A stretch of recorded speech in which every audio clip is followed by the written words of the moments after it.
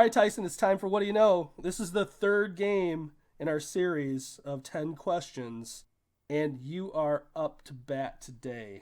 That I Are you am. ready? So I am. I'm ready. I think we're tied, right? 4 apiece. Yeah, so the first week you scored 4. Second week I scored 4. And I will say your questions were a lot harder. They were not. Terribly difficult. I made sure my questions are about games that I know you played.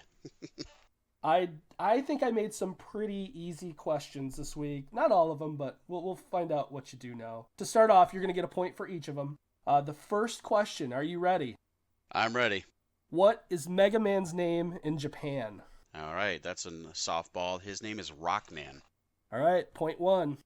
What game spawned a guitar-based spin-off titled Jammer Lammy?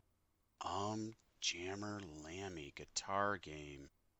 Rock and roll hero? Guitar hero. No, rock and roll hero. I don't know. Parappa the Rappa. Oh gosh. I'm gonna be honest, I never played those games.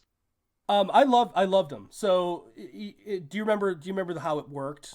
Yeah, you hit the buttons as the little icons came down the screen. Yeah, so there was 3 games in that. So 2 of them were Parappa games. There's Parappa 1 and Parappa 2.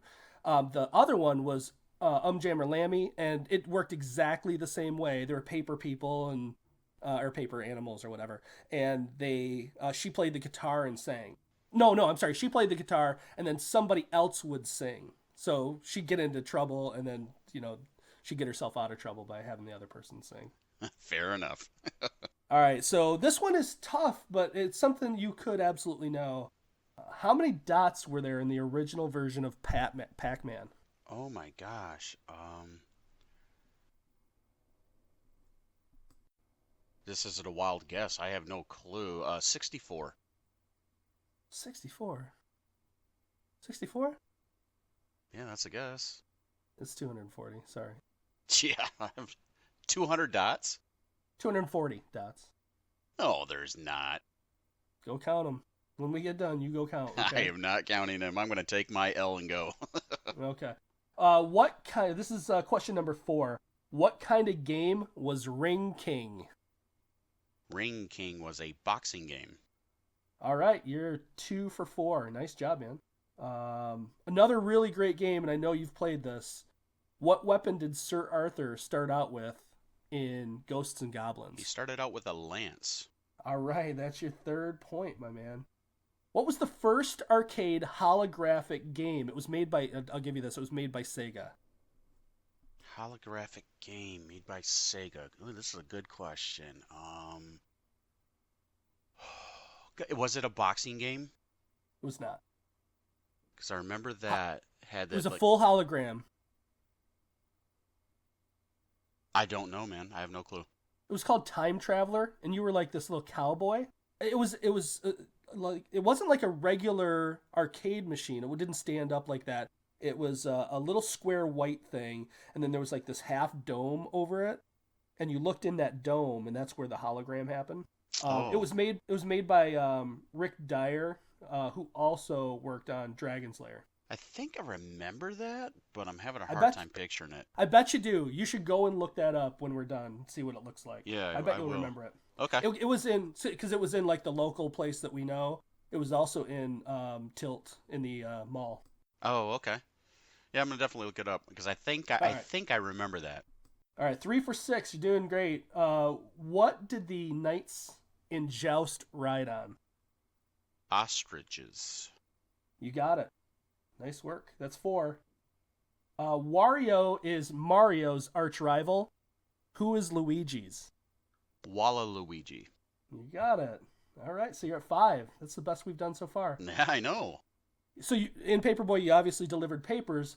What was the name of the paper that you delivered? Oh, God. And I can picture it, too. Oh, gosh. Dang it, Tim. The headlines always popped up like, oh, God, what was it? I'm just going to call it the Daily Press. I don't remember. Oh, you were really, really close. It's the Daily Sun. Daily Sun. Okay. Yep.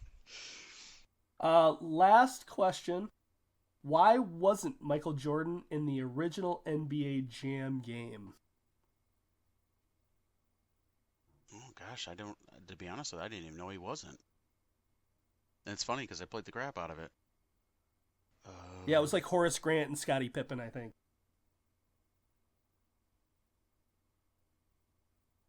They might even had a third person. I don't remember who the third person was though.